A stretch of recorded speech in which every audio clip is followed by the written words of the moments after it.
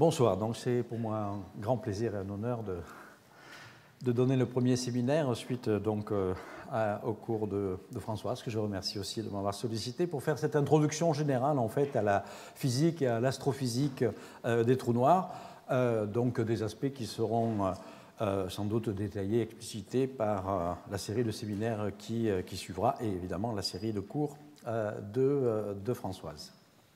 Alors, un petit rappel, en fait, c'est que la notion de trou noir, plus exactement ce qu'on appelait astre invisible, avait déjà été envisagée dans le cadre de la gravitation newtonienne, puisque à la fin du XVIIIe siècle, l'astronome anglais John Michell et puis le français Pierre-Simon de Laplace avaient imaginé l'existence d'astres dans l'univers suffisamment massifs pour qu'à leur surface, la vitesse de libération dépasse la vitesse de la lumière. Auquel cas, donc, un petit peu comme sur ce schéma un petit peu naïf, les rayons lumineux retombaient à la surface du trou noir, un petit peu comme le jet d'une fontaine. On m'avait pourtant montré l'endroit où il fallait appuyer. Ah, voilà, c'est ici. Voilà. Les rayons lumineux retombaient à la surface du trou noir de l'astre invisible, comme un petit peu les jets d'eau d'une fontaine. Simplement, à l'époque de Michell et Laplace, on ignorait qu'il puisse y avoir dans l'univers des objets à très grande densité. On ne connaissait que des objets de densité ordinaire, densité de la Terre ou la densité du Soleil, c'est-à-dire quelques grammes par centimètre cube. Et donc, ils avaient calculé le profil de cet astre invisible pour un astre ayant à peu près la densité du Soleil. Ils avaient découvert qu'il fallait donc, ils avaient calculé qu'il fallait qu'un astre ait 500 fois le rayon du Soleil pour devenir invisible, c'est-à-dire avec une vitesse de libération supérieure à la vitesse de la lumière. De fait, la formule plus générale, qui, comme je le préciserai, sera redécouverte par Karl Schwarzschild dans le contexte de la relativité générale, c'est donc un certain rayon critique à l'intérieur duquel un objet doit être confiné, et le rayon critique donc, est proportionnel à la masse du trou noir, le fameux rayon de Schwarzschild dont a évidemment parlé Françoise, et qui est en unité de masse solaire et de 3 km. Cela implique immédiatement que pour que notre Soleil, par exemple, ou une étoile de une masse solaire soit un trou noir, il faudrait la comprimer à l'intérieur d'une sphère de 3 km de rayon, ce qui implique évidemment des densités extrêmement élevées. Si on joue le jeu pour la Terre, il faudrait la confiner à l'intérieur d'une bille de 1 cm. Voilà. Donc, ça veut dire que le trou noir est un objet extrêmement compact, c'est-à-dire qu'il faut rassembler une certaine masse à l'intérieur d'un certain volume.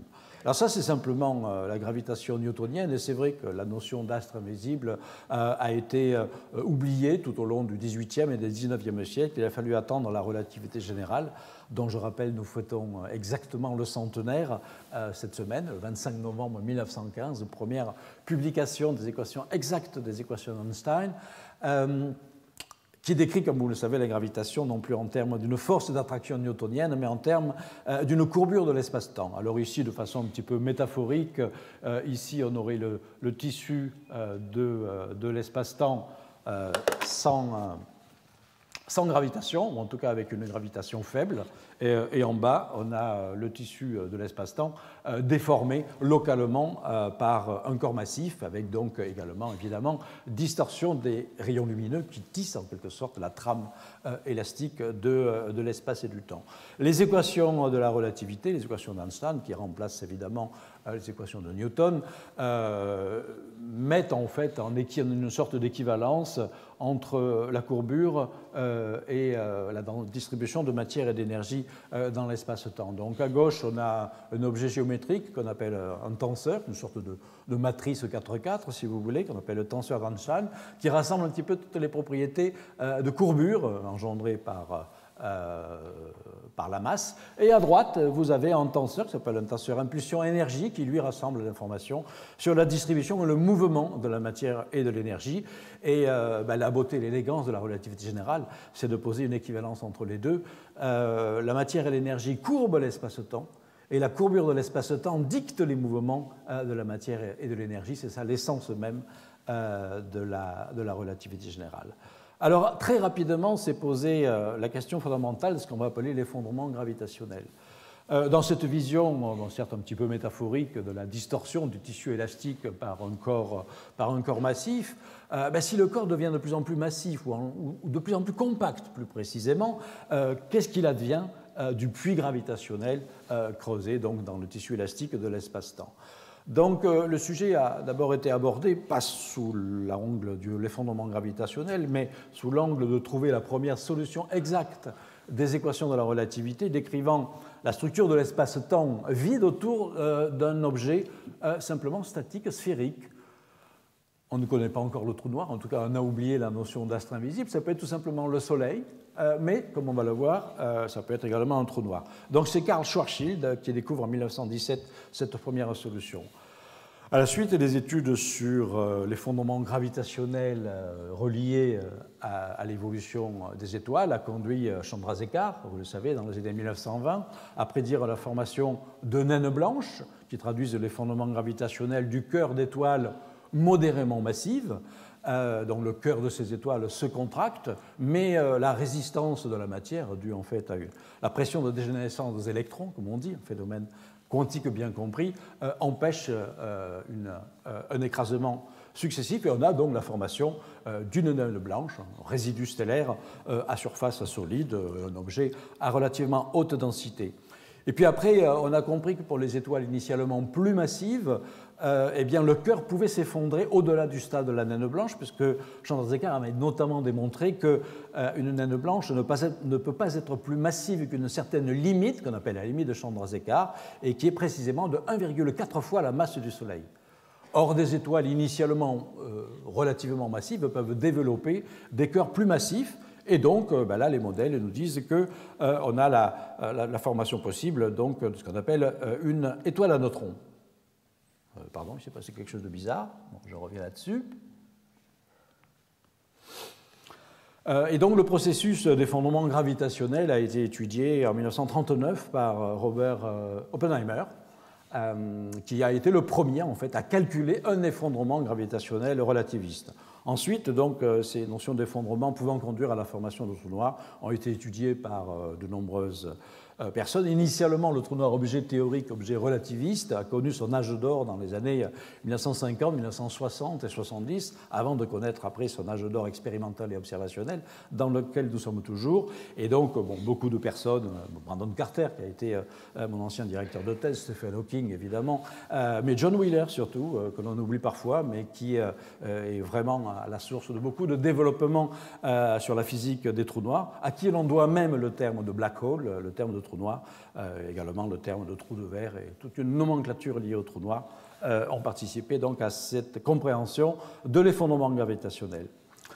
Alors justement, un retour sur les processus de formation possibles des trous noirs, en tout cas à l'échelle stellaire. Eh bien, voilà, ce diagramme rappelle cette chose fondamentale. Le grand succès de la théorie sur l'évolution stellaire au XXe siècle consiste à pouvoir calculer finalement l'évolution du cœur de ces étoiles-là. Alors ici, vous avez un diagramme qui montre ici la masse de l'étoile en unité solaire, et puis ici la densité centrale de ces étoiles-là, en grammes par centimètre cube. Donc le Soleil se place ici, puisque donc, une masse solaire est à peu près 100 grammes par centimètre cube.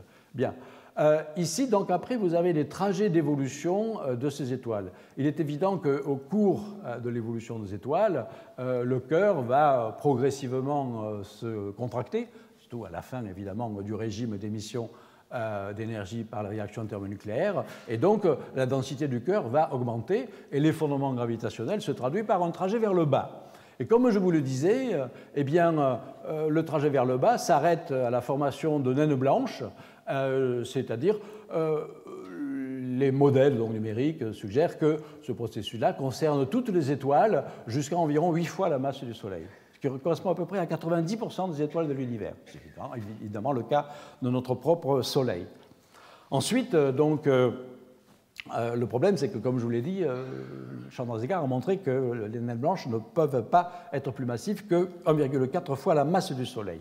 Or, il se trouve que les étoiles dont la masse initiale est comprise entre 8 fois la masse du Soleil et à peu près 40 fois, développent des cœurs plus massifs. Et là, on a la formation de ce qu'on appelle une étoile à neutrons. C'est un objet encore beaucoup plus concentré, à surface solide également, à peu près 10 km de rayon pour une masse de l'ordre d'une masse d'étoiles.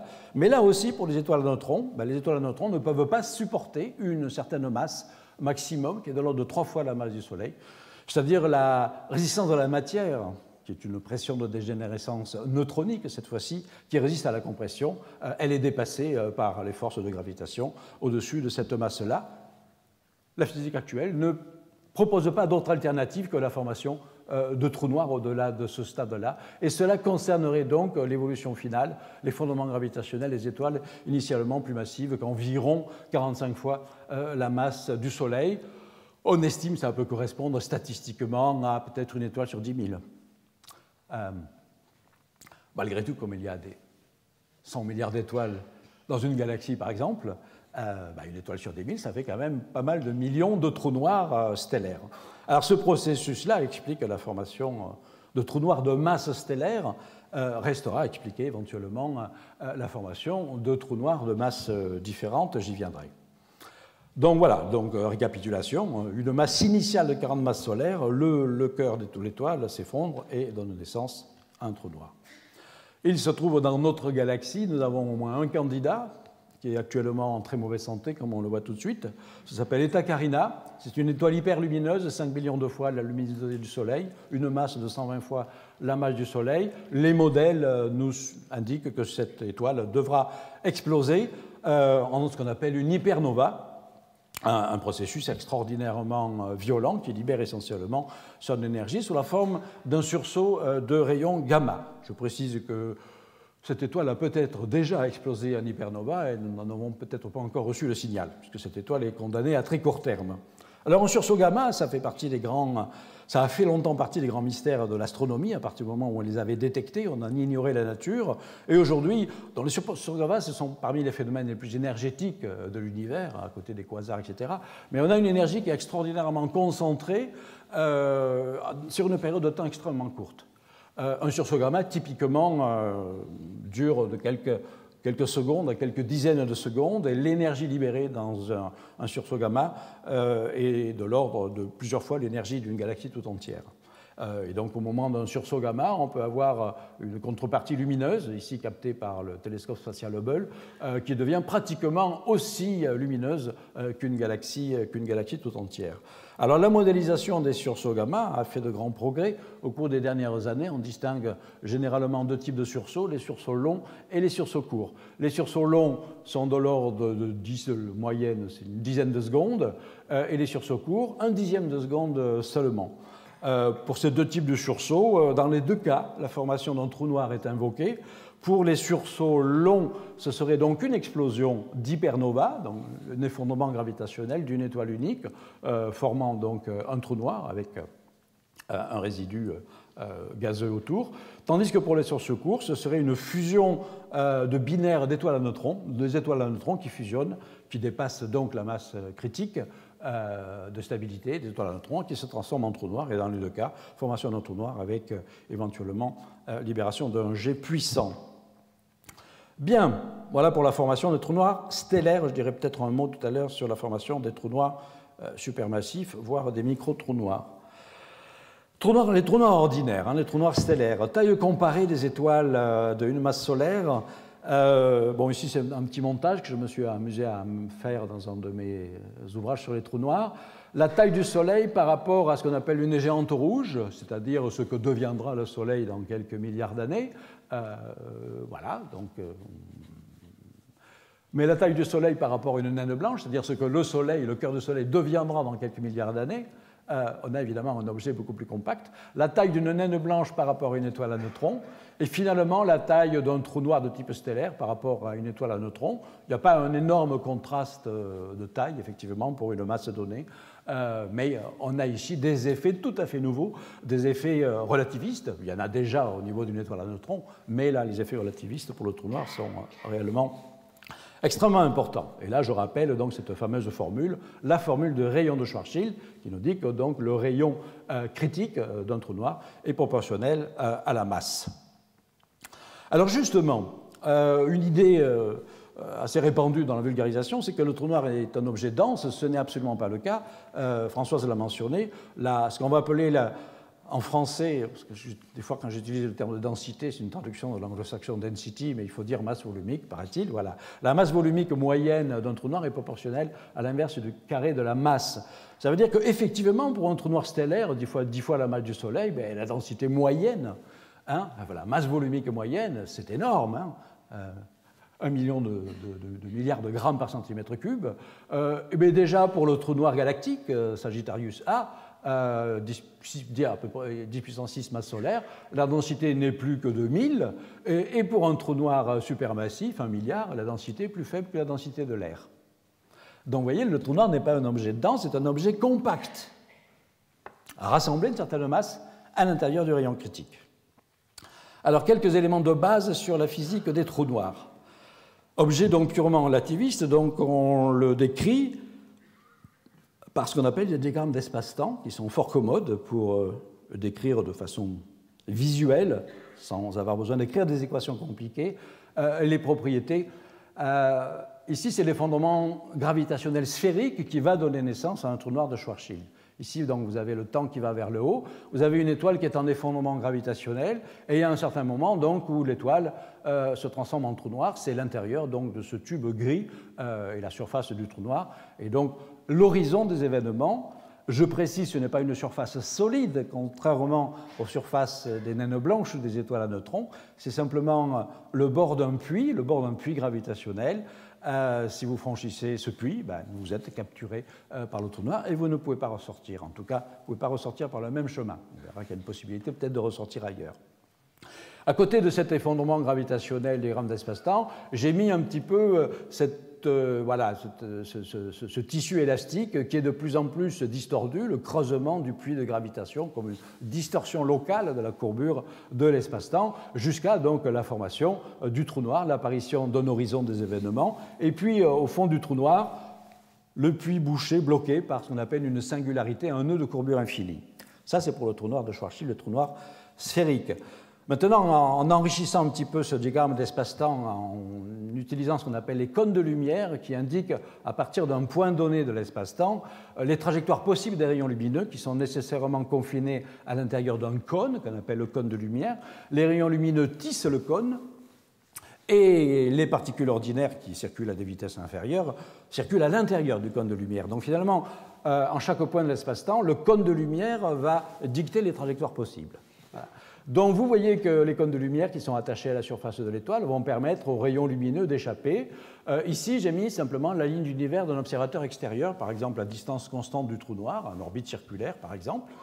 Donc sa ligne d'univers, elle est absolument verticale, parallèle à ça. Alors qu'est-ce que l'on voit? Eh bien, on voit que les rayons lumineux émis à intervalles de temps constants sur la surface de l'étoile, avec le temps propre, le temps réel, une horloge à la surface de l'étoile qui émet par exemple chaque seconde un signal lumineux, eh bien, sont reçus à l'extérieur, mais vous voyez qu'à mesure que l'étoile s'effondre, le décalage des intervalles de réception devient de plus en plus grand. Ça, c'est un phénomène typiquement relativiste, la dilation temporelle. Et on a le temps apparent, le temps extérieur au trou noir, est très différent du temps propre d'effondrement. Et ce temps-là va diverger à mesure que le point à la surface de l'étoile va s'approcher de la condition critique du trou noir. La formation du trou noir, c'est le moment où tous les cônes de lumière sont tellement inclinés vers l'intérieur que vous voyez qu'à partir de ce moment-là, eh bien, rien ne peut plus échapper au trou noir. Donc on a une description purement relativiste, extrêmement simple et facile à comprendre, je pense, de ce phénomène-là, capture, formation d'un horizon des événements. Et toujours pour ce trou noir de Schwarzschild, vous voyez que les trajectoires, une fois passé ce stade-là, convergent nécessairement vers le centre, donc vers une singularité au centre même du trou noir. Donc on retrouve bien ces effets de temps élastique exacerbés par le champ gravitationnel extrême du trou noir, où on a le temps propre, le vrai temps, qui serait mesuré par un observateur en chute libre dans le trou noir, est très différent du temps apparent, du temps extérieur. Alors, illustré, comme je l'ai fait dans un livre, par cette petite scène d'une paire d'astronautes qui se trouvent, voyagent dans l'espace, c'est un peu de science-fiction, qui se trouvent un trou noir, et l'un des deux, disons qu'il s'appelle Jean, il décide d'explorer le trou noir, plonger dedans, voyage sans retour évidemment, et Pierre, lui, reste à l'extérieur pour observer la scène, donc c'est exactement le cas précédent. Et puis donc Jean décide de faire un dernier salut à l'humanité. Alors lui, il a son propre chronomètre, il va faire un salut qui va à peu près durer à peu près un peu plus d'une seconde, et il va choisir de faire son salut au moment où il a ce geste-là, il traverse l'horizon du trou noir. Voilà. Maintenant, ce qu'observe Pierre de l'extérieur, initialement, le geste est identique, mais à mesure que le temps passe, le temps se fige en quelque sorte, une sorte de gel temporel du temps apparent, et en fait, Pierre ne verra jamais Jean atteindre même l'horizon du trou noir, puisque donc cette scène est repoussée dans le futur infini. Alors, donc, ce qui peut se traduire, après, si on met ça en équation, voilà, on écrit le temps propre, qui est un temps de chute parfaitement fini, et le temps apparent, qui connaît cette asymptote à l'horizon. Alors, ça peut être troublant pour notre notion habituelle de qu'est-ce que c'est que la réalité, etc., de penser qu'en fait, il y a plein de trous noirs actuellement dans notre univers, mais pour nous, ils ne sont pas formés. Ils ne sont pas vraiment formés. Ils sont tout près d'être formés. Mais la vraie formation de ces trous noirs est repoussée dans notre futur infini. Ça ne veut pas dire qu'ils n'existent pas, simplement parce qu'il n'y a pas de synchronisation de nos temps. Ces trous noirs se sont bel et bien formés dans leur temps. À eux, leur temps propre, c'est le vrai temps qui compte, ce n'est pas notre temps à nous.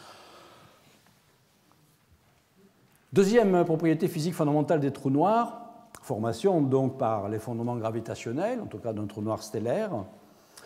Eh bien, bon, ici j'ai considérablement exagéré, ils m'ont imaginé une étoile un petit peu bizarre avec des anomalies, des dissymétries, des grosses montagnes, etc. Évidemment, ce n'est pas comme ça pour une étoile, mais symboliquement, ça veut dire que toutes les irrégularités qui s'écartent de la symétrie sphérique sont évacuées au moment de la formation d'un horizon par ce qu'on appelle les ondes de gravitation.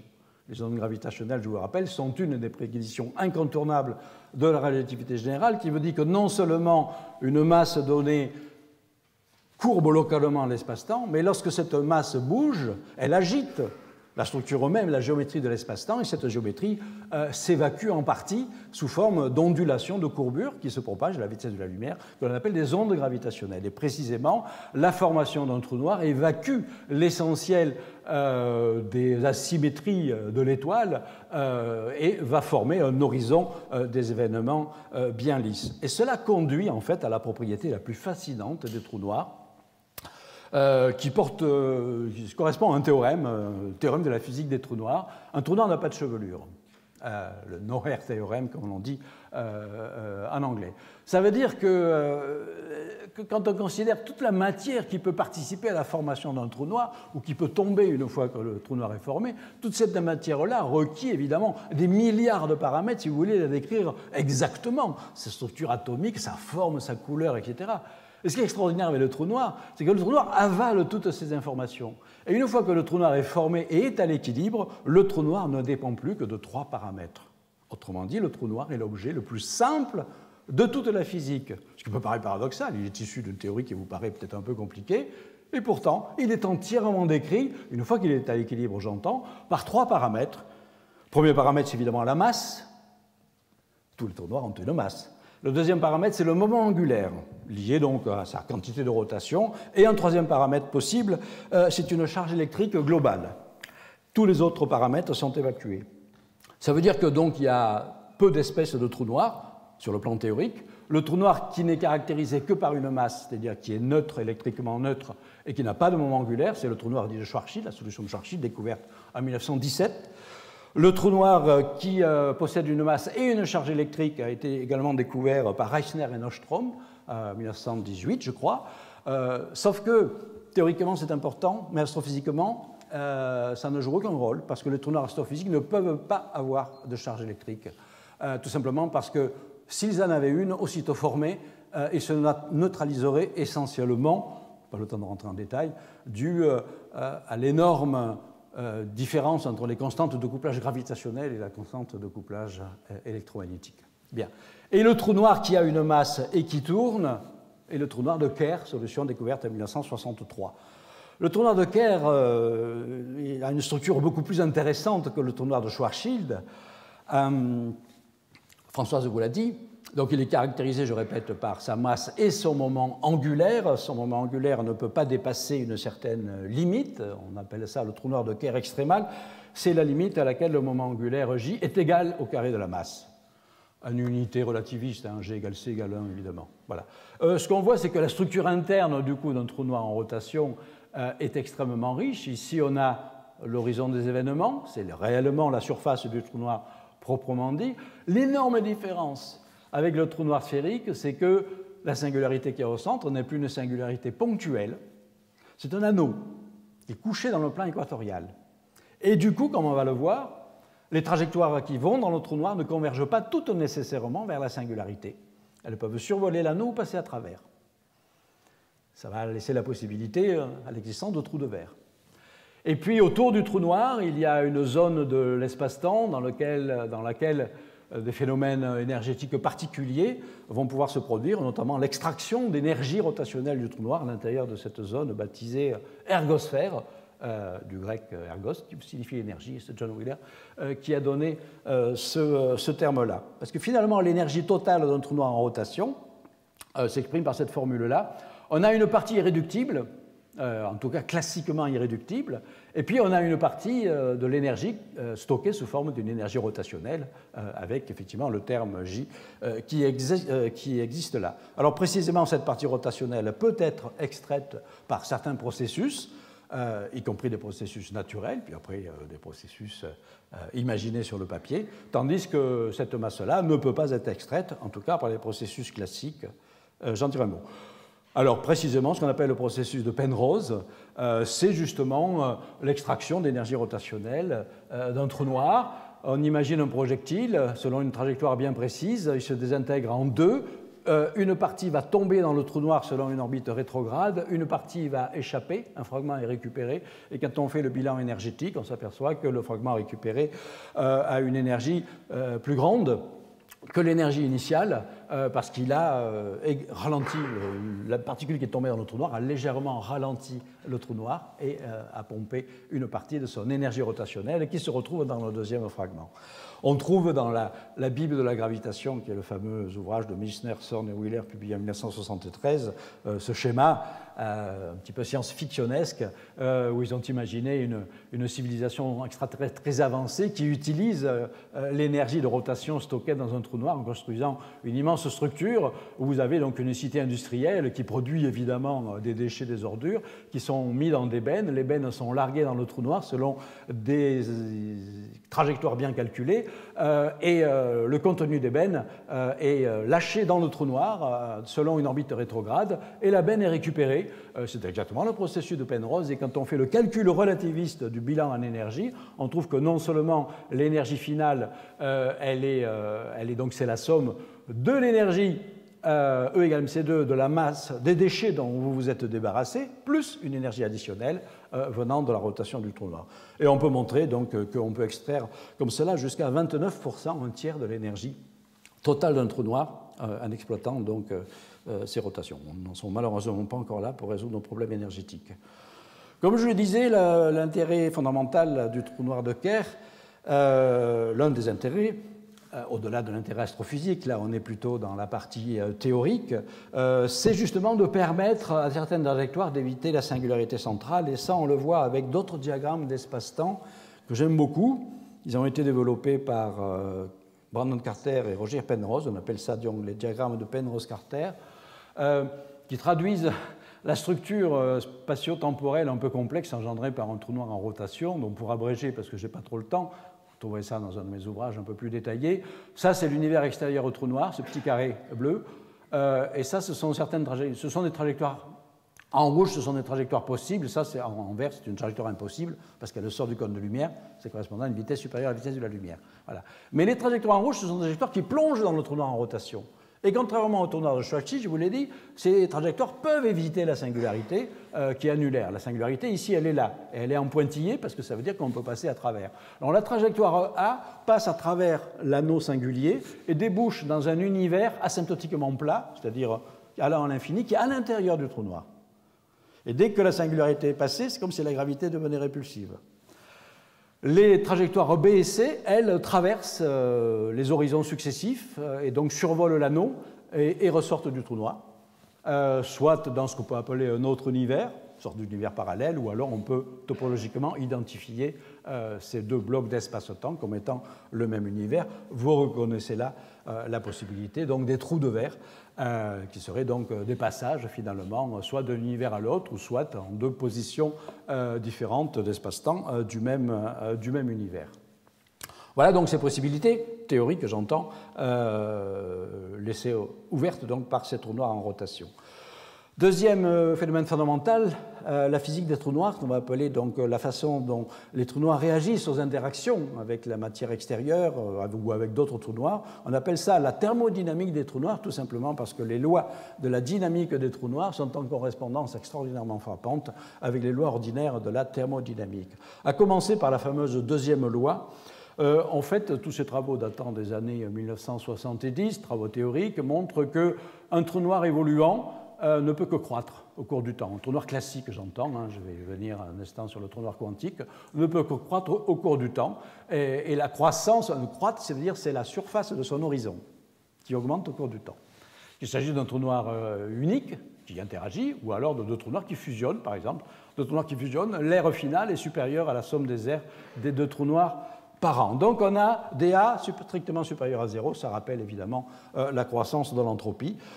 Et donc, question, est-ce qu'on peut associer donc une entropie réellement à un trou noir qui serait en fait proportionnelle à l'aire du trou noir? Et donc, comme on va le voir, les formules analogiques suggèrent que cette entropie, à une unité particulière, c'est tout simplement l'aire divisée par 4. Et puis également, à partir du moment où il y a une entropie, il va y avoir une température, et cette température, toujours par ces analogies, serait proportionnelle à la gravité de surface. Et voilà donc la formule donnant la température d'un trou noir, à la surface duquel la gravité de surface est égale à G. Alors après, quand on fait les calculs, on s'aperçoit par exemple pour un trou noir de masse stellaire, l'entropie est absolument gigantesque en unité de Boltzmann, si vous voulez, 10 puissance 77 pour un trou noir qui aurait la masse du Soleil, ce qui est donc une entropie fantastique. Et on va retrouver, par cette entropie gigantesque, puisque vous savez que l'entropie est liée à l'information, on va retrouver le fait que le trou noir est un piège à l'information. Et c'est pour ça qu'il ne dépend que de trois paramètres. Toutes ces autres informations, il les a avalées. Et ça se traduit par une entropie gigantesque. Et quant à la température, elle est donnée par cette formule-là. On voit donc que ce phénomène thermique du trou noir est absolument négligeable pour les trous noirs astrophysiques, 10,7 degrés.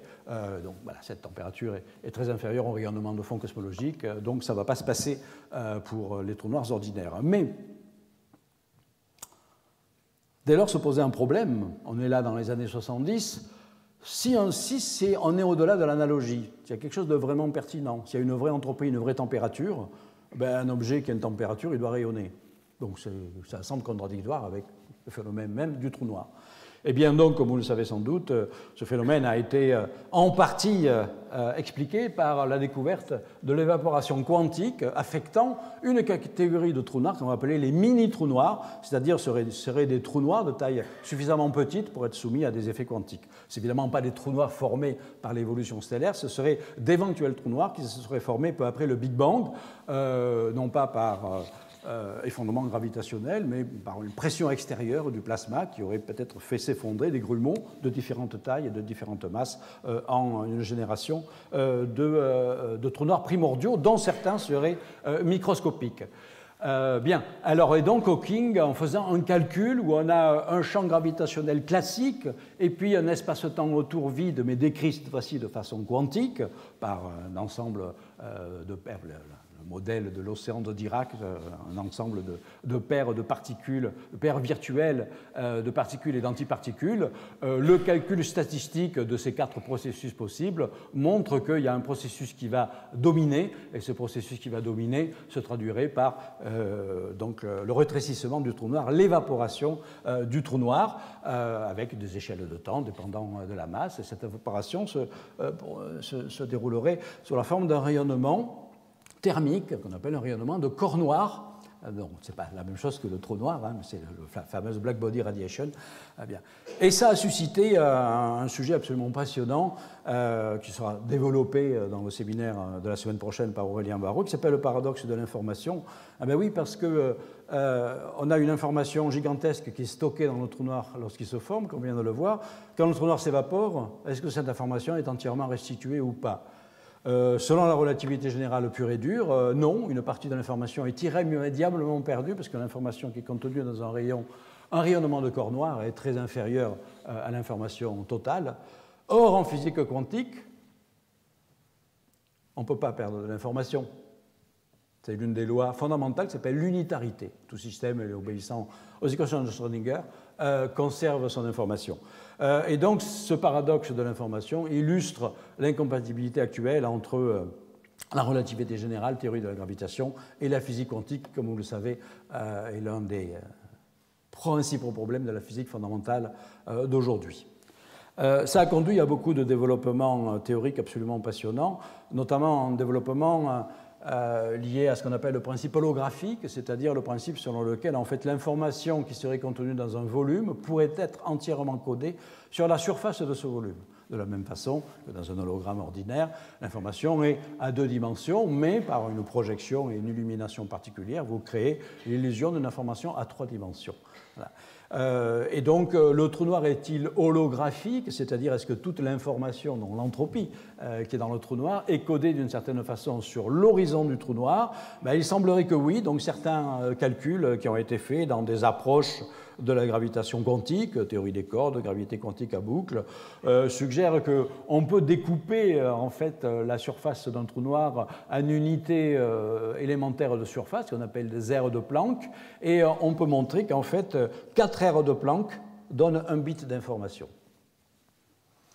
0 ou 1. Ce qui montre que donc la quantité totale d'information du trou noir, c'est bien l'aire divisé par 4. Mais cette information serait stockée sur la surface du trou noir. Voilà. Alors on peut relier ça, mais je n'ai pas le temps de le faire parce qu'il faut maintenant que je vous parle de l'astrophysique. On peut relier ça à certaines déclarations un peu récentes et un peu outrées et fracassantes de Stephen Hawking, qui disait avoir résolu le principe, le paradoxe de l'information par le caractère holographique du trou noir. Le caractère holographique du trou noir est connu depuis très très longtemps, mais il n'explique pas exactement comment l'information est vraiment codée lorsque de la matière franchit l'horizon, comment l'information peut rester collée sur la surface d'un trou noir. Bon, là on est dans des considérations de physique fondamentale et qui sont extrêmement importantes et prometteuses puisque le trou noir, objet théorique, est aussi au cœur de toutes les interrogations sur les futures théories de gravitation quantique. Alors on va s'approcher un peu plus maintenant de l'astrophysique. Visualiser les trous noirs. Avant de les observer, alors bon, juste une petite anecdote personnelle. Bon, moi, je suis de formation mathématique, donc je n'ai pas fait d'astronomie observationnelle. Et lorsque je suis arrivé à l'Observatoire de Paris au milieu des années 70, après quelques travaux très théoriques de cosmologie, très mathématiques, j'ai commencé effectivement à m'intéresser évidemment aux trous noirs. Comment ne peut-on pas s'intéresser à ces objets absolument fascinants à une époque où on commençait à soupçonner le rôle possible des trous noirs dans les quasars, dans le noyau actif de galaxies, peut-être dans certains systèmes d'étoiles doubles, mais les informations étaient relativement peu nombreuses et je voyais bien que les astronomes autour de moi restaient relativement sceptiques devant ces objets. Ils paraissaient pour certains des fantaisies de théoriciens. Voilà. Et donc la possibilité, c'est que avant de pouvoir les observer, on va simuler à quoi ils pouvaient ressembler.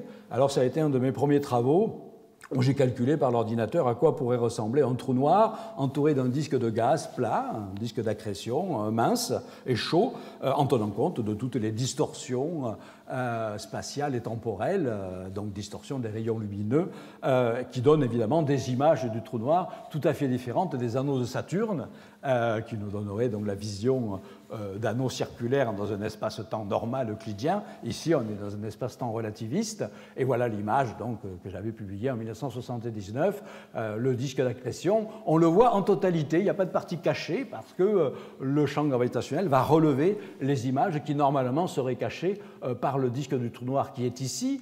On voit également, il s'agit d'un trou noir de Schwarzschild qui ne tourne pas. On voit également un petit halo qui entoure le trou noir, qui représente en fait une vision très déformée de l'autre côté du disque. Les déformations sont tellement considérables que les rayons lumineux qui partent dans la direction totalement opposée à celle de l'observateur, certains peuvent remonter par le champ gravitationnel et atteindre l'observateur lointain et donner donc une image secondaire de l'autre côté du disque.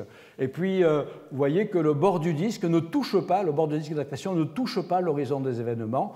Effectivement, Françoise l'a mentionné, pour les trous noirs qui ne tournent pas, la dernière orbite stable, correspondant donc au bord intérieur du disque d'accrétion, est égale à 3 fois le rayon de Schwarzschild du trou noir. Puis pour les trous noirs qui tournent, le disque va se rapprocher et va pouvoir toucher l'horizon des événements. J'aime bien, quand je regarde cette image, me rappeler cet extraordinaire, ces 2 quatrains de Gérard de Nerval, 1848. Évidemment, on ne parlait pas de trou noir à l'époque. Dans un de ses poèmes, il écrit la chose suivante, si je me souviens de mémoire. « En cherchant l'œil de Dieu, je n'ai vu qu'une orbite vaste, noire et sans fond, d'où la nuit qui l'habite rayonne sur le monde et s'épaissit toujours. Un arc-en-ciel étrange entoure ce puits sombre, seuil de l'ancien chaos dont le néant est l'ombre, spirale engloutissant les mondes et les jours. » C'est quand même assez impressionnant comme description de cette image. Alors donc, après, de nombreux travaux ont été faits pour développer ces simulations en couleur, en animation, en film, notamment par mon collègue Jean Lamarck. Jusqu'à l'année dernière, certains d'entre vous, vous êtes peut-être allés voir ce film de science-fiction dont on a beaucoup parlé, Interstellar, où par le biais d'énormes simulations numériques, avec tous les moyens de Hollywood, ils ont tout simplement reproduit les équations initiales, mais avec un petit peu plus de précision, mais pas tant que ça, parce que comme m'a expliqué Kip Thorne dans un message privé, qui était le conseiller scientifique du film, le producteur et le réalisateur lui ont demandé de négliger les effets que nous avions pris en compte initialement. Je n'avais pas parlé, ce sont les effets de dissymétrie du flux lumineux. Et oui, parce que le disque d'accrétion tourne autour du trou noir. Et il y a un effet Doppler extraordinairement fort qui fait que la partie qui s'avance de l'observateur, son flux lumineux est augmenté, et la partie qui s'éloigne, le flux lumineux, est diminué. C'est pour ça qu'il y a une asymétrie obligatoire dans l'image, asymétrie qui n'avait pas été prise en compte dans Interstellar. Et nous avions calculé déjà bien avant à quoi ressemblerait exactement cette configuration, en tenant compte de ces effets. Un autre effet du trou noir, c'est les effets de mirage gravitationnel, c'est-à-dire en déviant les rayons lumineux, non seulement ceux qui sont tout près de lui, par exemple émis par un disque d'accrétion, mais ceux qui sont en arrière-plan. Vous imaginez un trou noir devant un fond étoilé. Alors voici un magnifique fond étoilé, une carte du ciel, réaliste, hein, ce n'est pas une construction, ce n'est pas une vue d'artiste, en direction de l'hémisphère sud, direction du centre galactique. Ici, c'est les étoiles brillantes, en fait, c'est Alpha et Beta du Centaure, si vous voulez tout savoir, etc. Mon collègue Alain Riazuelo, en 2006, a fait d'extraordinaires simulations numériques où il a calculé exactement le paysage, ce paysage-là, comment il serait modifié si on mettait un trou noir dans cette direction-là. Le résultat, c'est le suivant.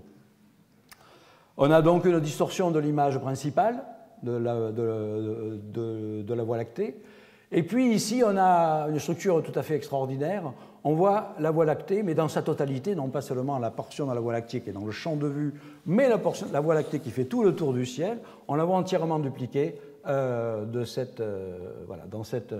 cette région-là. En fait, l'effet de mirage gravitationnel, qui est aussi une prédiction incontournable de la relativité, nous dit qu'à l'intérieur d'une zone géométrique particulière qu'on appelle l'anneau d'Einstein, qui est un cercle, évidemment, pour des raisons de symétrie, eh bien, la totalité de l'univers extérieur est dupliquée. Donc, vous voyez la totalité de la voûte céleste, non pas seulement ce qui est dans le champ, qui est dupliquée par l'effet de loupe, en quelque sorte, du trou noir. Voilà. Une autre simulation, toujours faite par Alain, les 2 nuages de Magellan, grand nuage, petit nuage, la Voie lactée, la Croix du Sud, 1, 2, 3, 4, Alpha, Beta du Centaure, Canope, Achernar, le trou noir ici. Voilà ce que ça donne, cette magnifique image où on voit à nouveau à l'intérieur donc, de l'anneau d'Einstein la duplication complète de toutes les structures, la Voie lactée, le grand nuage de Magellan, son image secondaire, le petit nuage, la Croix du Sud, vous la retrouvez ici, Canope, vous la retrouvez là, et ainsi de suite. Voilà. Donc ces simulations pédagogiques permettent de mieux visualiser ces effets étonnants de loupe. Bien, donc il me reste le dernier quart d'heure pour faire de l'astrophysique. Maintenant, passer à l'observation des différents types de trous noirs. Alors précisément, différents types de trous noirs. La relativité générale nous dit qu'a priori, il peut y avoir des trous noirs de toute taille et de toute masse. Alors, comme l'indique donc ce diagramme, qui met ici la masse des objets en unité solaire, donc ici, objets de faible masse, masse planétaire, etc., la masse du Soleil, la masse des étoiles massives, et puis là, on passe à des masses très importantes, comme on l'a vu, et ici, donc, le diagramme des densités, qui croissent vers le bas. Les planètes occupent cette région-là. Les naines blanches, on l'a vu, cette région-là avec la limite de Chandrasekhar. Les étoiles à neutrons, cette région-là. Et on retrouve un petit peu ce que j'avais montré dans un diagramme précédent pour l'évolution des étoiles, la ligne des trous noirs. Sauf que là, je l'ai étendu sur de très grandes tailles et de très grandes masses. Voilà. Cela veut dire que donc dans toute cette région-là, tout objet qui a une masse et une densité dans cette région-là ne peut qu'être dans la zone des trous noirs. Voilà. Alors, qu'est-ce que l'on voit? Les trous noirs stellaires sont dans cette région-là, c'est-à-dire ils correspondent à des masses d'ordre stellaire, et donc on voit que pour les masses stellaires, on se trouve là, un petit peu au-dessus du côté des étoiles à neutrons.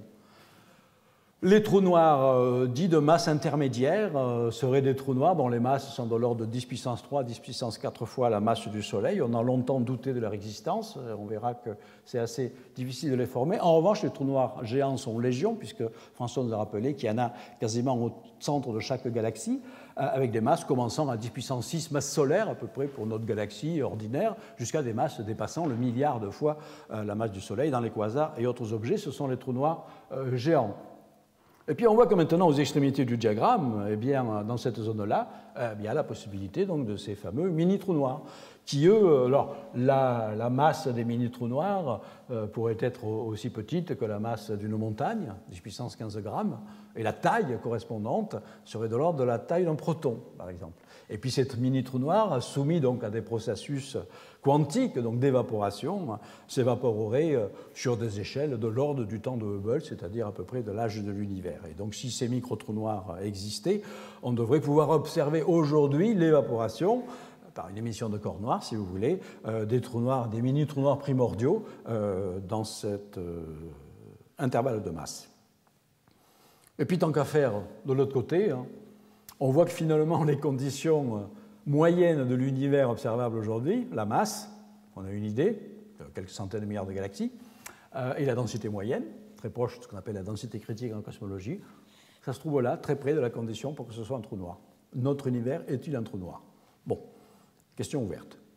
Alors, passons à rapidement sur chaque type de ces trous noirs. Détection des mini-trous noirs.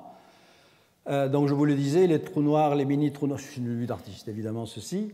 Les mini-trous noirs doivent s'évaporer. Le temps d'évaporation se calcule en fonction de leur masse. Seuls les trous noirs de masse inférieure à 10 puissance 15 grammes, formés donc à peu près au Big Bang, s'évaporeraient en un temps inférieur au temps de Hubble, donc les seuls qui seraient, dont l'évaporation serait aujourd'hui observable. Ils ont été cherchés. Rien n'a été vu. Ça ne veut pas dire que ça n'existe pas, mais ça veut dire que ça pose des contraintes sur la densité de micro-trous noirs, qui est en fait très faible, moins de 0,1 par année-lumière au cube. Voilà.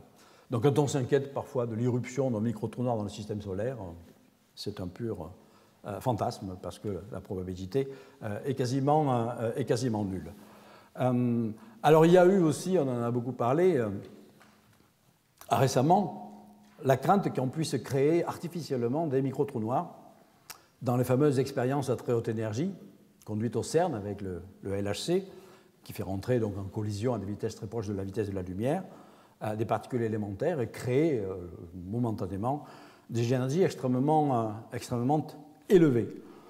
Alors, dans les théories standards, la relativité générale classique, il est hors de question d'avoir des énergies suffisantes pour créer, il s'en faut de 10 puissance 15 pour créer des micro-trous noirs. En revanche, dans certaines théories de gravitation quantique, notamment la théorie des cordes, eh bien, et dans certaines variantes particulières de la théorie des cordes, le CERN est capable, le LHC est capable d'atteindre des énergies qui permettraient de former des micro-trous noirs, tout simplement parce que dans la théorie des cordes, si vous voulez, la gravitation, elle est dispersée dans 10 dimensions d'espace.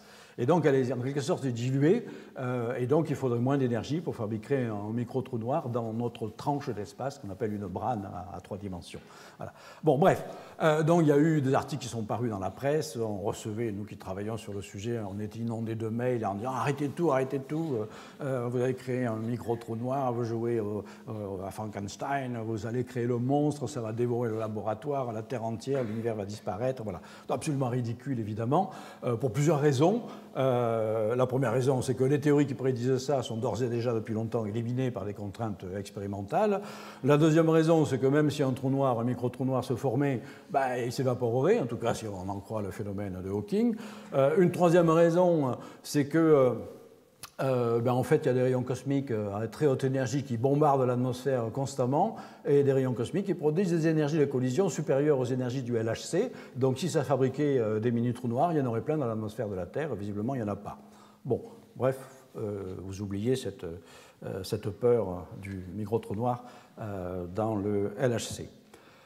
Donc, on va passer maintenant à la détection, j'allais dire la destruction, des trous noirs stellaires, c'est-à-dire ceux formés par les fondements gravitationnels des étoiles. Il se trouve que donc beaucoup de trous noirs vivent dans des systèmes d'étoiles doubles, et c'est un petit peu, grosso modo, la seule manière d'espérer pouvoir les détecter. Le transfert de matière entre l'enveloppe de l'étoile principale, c'est une vue d'artiste évidemment, et le trou noir, il va y avoir un disque d'accrétion. Alors, ça se passe aussi avec les étoiles à neutrons, le même processus. Donc il faut arriver à faire la distinction entre ce qu'on appelle les sources X binaires contenant des étoiles à neutrons et celles qui contiennent des trous noirs. Et ce qui va jouer, c'est la masse. On va essayer de mesurer la masse de la composante invisible, et si la masse dépasse la limite de stabilité d'une étoile à neutrons, trop masse solaire, eh bien vous avez un candidat trou noir. Alors en fait, on peut classer les binaires X en deux grandes classes. Donc les binaires X de grande masse, les HMXB, High Mass X-ray Binaries, dans lesquels l'étoile gazeuse, c'est une étoile géante, une géante bleue par exemple, et vous avez donc un objet compact, étoile à neutrons ou trou noir, et donc voilà, vous avez un grand disque d'accrétion autour de cela, et puis vous avez les binaires X de faible masse, où l'étoile gazeuse, c'est une naine rouge, et vous avez donc un disque d'accrétion qui est de taille supérieure éventuellement à celui de la naine rouge. Et ici à l'échelle, j'ai mis la taille du Soleil. Donc après toutes les observations qui ont démarré dans les années 70 grâce à un premier satellite à rayon X, qui s'appelait Uhuru, et depuis toute une flopée de satellites à rayon X, capables donc de détecter les prédictions que faisaient les modèles de disques d'accrétion qui prédisaient que dans ces sources X binaires, le gaz était chauffé à des températures de plusieurs millions de degrés et donc devait émettre des bouffées de rayonnement X avec une certaine intensité, avec certaines variabilités, enfin tout un ensemble de caractéristiques qui ont commencé à être mesurés aujourd'hui. Et donc aujourd'hui, ce qu'on peut appeler les candidats trous noirs, mais c'est plus que des candidats. Ils ont réussi l'examen, c'est-à-dire toutes les mesures, ne regardez pas le détail évidemment, quelques trous noirs stellaires remarquables, les mesures des masses de ces objets compacts dépassent toutes largement la limite de stabilité d'une étoile à neutrons. Alors, trou noir particulièrement remarquable, historiquement le premier d'entre eux qui a été identifié en tant que candidat trou noir, c'était Cygnus X1. Celui-là, Nova Muscae, il est particulièrement intéressant parce qu'il reproduit à petite échelle, c'est surtout le cas de Nova Aquila, voilà, de ces trous noirs-là, ils reproduisent à petite échelle ce qu'on va observer dans les quasars à grande échelle, c'est-à-dire on appelle ça des micro-quasars avec des disques d'accrétion accompagnés de G. L'une des questions fascinantes dans ces observations de plus en plus détaillées sur les disques d'accrétion, c'est de savoir si justement les trous noirs tournent ou pas. Alors, aujourd'hui, on a en tout cas des modèles qui prédisent, on vous l'a dit, le bord interne du disque d'accrétion se rapproche à mesure que le spin du trou noir augmente, et donc forcément le spectre en énergie du disque d'accrétion va être différent autour d'un trou noir qui tourne par rapport à un trou noir qui ne tourne pas. Et on commence à peine aujourd'hui à avoir des informations qui suggèrent que également à l'échelle stellaire, les trous noirs doivent tourner, et certainement tourner avec un moment angulaire proche de la limite maximum. Trou noir intermédiaire, je passe très vite, c'est l'idée que au centre de certains très gros amas globulaires, vous pouvez former un trou noir. C'est assez complexe parce qu'en général, il y a d'autres modèles qui suggèrent que la formation d'abord de binaires vont stopper l'effondrement gravitationnel du cœur et empêcher la formation de trous noirs de masse intermédiaire dans la plupart des amas globulaires, mais il y a au moins 2 candidats aujourd'hui qui semblent avoir passé le test. Le plus gros amas globulaire de la Voie lactée, Messier 15, et l'un des gros amas globulaires de notre voisine, la galaxie d'Andromède. Le trou noir galactique, Sagittarius A, bien donc des observations suivies depuis un grand nombre d'années de l'amas d'étoiles qui entoure le centre galactique. L'analyse dynamique donc montre un très très long travail patient de reconstitution de la dynamique générale, suggère donc la masse qui est là, que l'on ne voit pas directement, mais on la voit par les mouvements qu'elle imprime à la matière lumineuse, une masse de l'ordre de 4 millions de fois la masse du Soleil.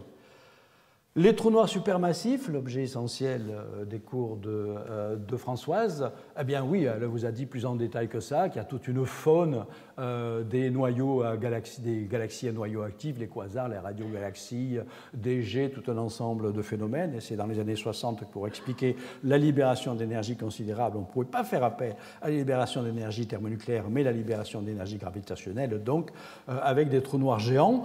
Par exemple, Messier 87, dans lequel une grosse galaxie elliptique dormante, ce n'est pas un noyau actif, mais il y a un jet, en tout cas actif, si c'est actif parce qu'il y a un jet absolument extraordinaire, mais donc on est capable aujourd'hui de mesurer la rotation du disque d'accrétion autour et de mesurer l'effet Doppler, la partie qui se rapproche, la partie qui s'éloigne, donc la vitesse de rotation, bref, d'en déduire une masse de 3 milliards de fois la masse du Soleil dans Messier 87, et donc quelques trous noirs géants remarquables dont la dynamique est étudiée soit par le mouvement du gaz, soit par le mouvement des étoiles, soit par un effet un peu plus particulier qu'on appelle l'effet Maser, montre qu'on a des trous noirs géants systématiquement dans quasiment toutes les galaxies, à l'exception de certaines petites galaxies irrégulières comme le Grand Nuage de Magellan ou ce genre de choses, mais pour les elliptiques, les spirales barrées, les trous noirs géants.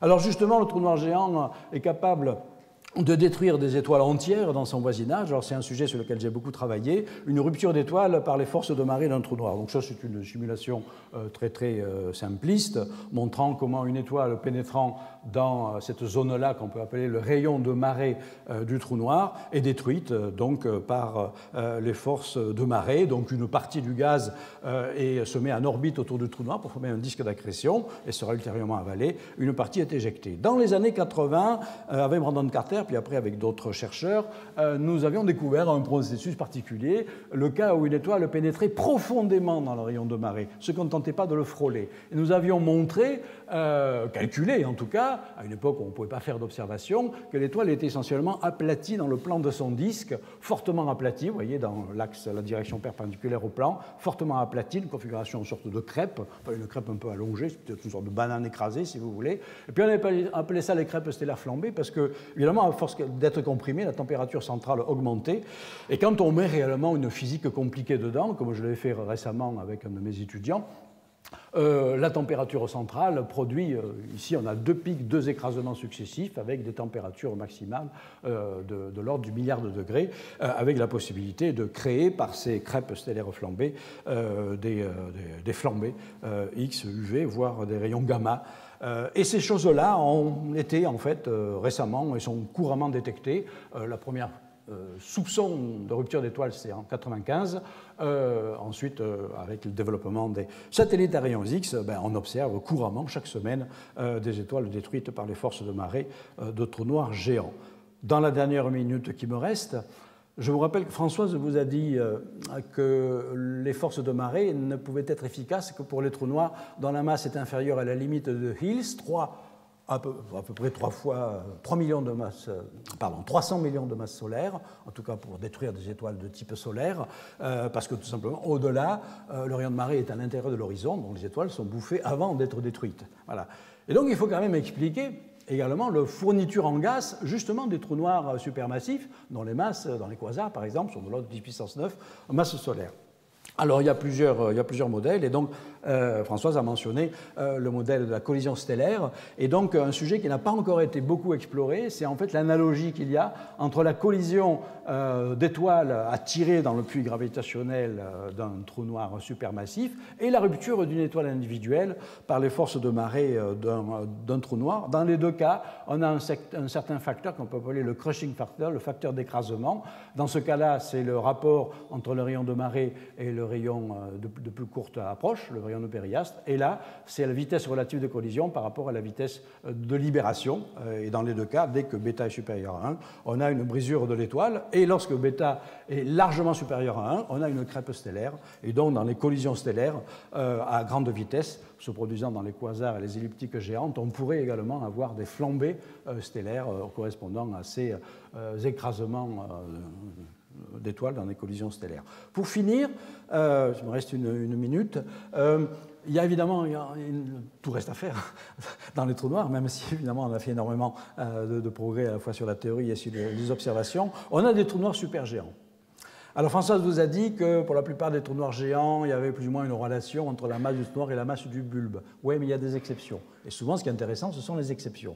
L'une des exceptions, c'est cette galaxie-là, NGC 1277, qui semble avoir un trou noir central de 17 milliards de fois la masse du trou noir. Ce n'est pas tout à fait le record c'est de l'ordre de ça. Voilà. Mais ça représente 14% de la masse totale de la galaxie. Alors que normalement, c'est de l'ordre de 0,1%, un millième de la masse totale de la galaxie. Et donc, comme c'est dans une galaxie naine, ça remet en cause peut-être le processus de formation d'un trou noir, de croissance d'un trou noir à partir d'un trou noir initialement stellaire pour devenir très grand. Donc les temps de Hubble sont largement dépassés. On voit mal comment on peut fabriquer un trou noir aussi massif dans une galaxie aussi petite. Et ça renvoie à la possibilité d'une génération de trous noirs primordiaux supermassifs, c'est-à-dire de trous noirs formés au Big Bang, qui n'auraient pas seulement des masses de micro-trous noirs, mais également tout un spectre de masse allant à plusieurs millions de fois la masse du Soleil. Donc si vous imaginez une première génération de trous noirs primordiaux jusqu'à quelques millions de fois la masse du Soleil, eh bien, ils ont pu aider considérablement à la formation des galaxies et des structures autour d'eux, et c'est qui aussi expliquerait le fait que, également Françoise l'a mentionné, les quasars les plus lointains se sont formés 8 à 900 millions d'années à peine après le Big Bang, et ils ressemblent à des trous noirs de plusieurs milliards de masses solaires. La seule façon d'expliquer, c'est pas la seule façon, mais l'une des façons d'expliquer, c'est à partir de générations de trous noirs primordiaux. Et vraiment, pour conclure, le futur de l'observation des trous noirs, mis à part donc des télescopes comme l'Event Horizon Telescope, Gravity, etc., qui vont avoir une résolution suffisante peut-être pour observer les parages du trou noir galactique, c'est la détection directe d'ondes gravitationnelles venant de trous noirs. On a des appareils qui s'appellent les interféromètres gravitationnels, et les modèles de collision de trous noirs prédisent, on peut calculer la courbe de lumière gravitationnelle. Ici, dans la phase de spirale des trous noirs, vous avez ceci. Dans la phase de fusion, vous avez ce signal-là, et après vous avez les vibrations, on appelle les modes quasi-normaux du trou noir, avant qu'il se stabilise pour former le fameux trou noir de Kerr parfait. Donc tout ça, il y a des échelles de temps et ainsi de suite.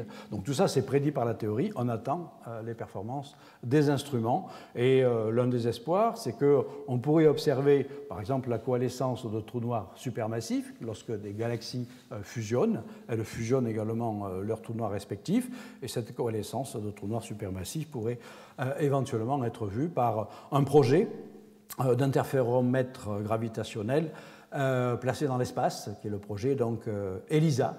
Et donc en ce moment est lancé une sorte de prototype d'ELISA qui s'appelle le Pathfinder, qui va tester les possibilités de réellement faire ce genre d'expérience à l'horizon d'une vingtaine d'années. Et à l'horizon d'une vingtaine d'années, si on a cet interféromètre gravitationnel spatial, on pourrait effectivement détecter directement, cette fois-ci, les ondes gravitationnelles, qui, comme vous le savez, ont été détectées indirectement pour l'instant avec des systèmes de pulsars, mais là directement venant de la coalescence de trous noirs, ce qui présenterait une nouvelle fenêtre d'observation extraordinairement fascinante qui nous rapprocherait complètement de l'horizon des événements d'un trou noir. J'ai dépassé de 3 minutes mon temps, je m'en excuse. Si vous voulez un petit peu approfondir, je vous suggère quelques lectures, notamment donc, cet ouvrage-là, dans sa version d'origine et sa version de poche. Merci.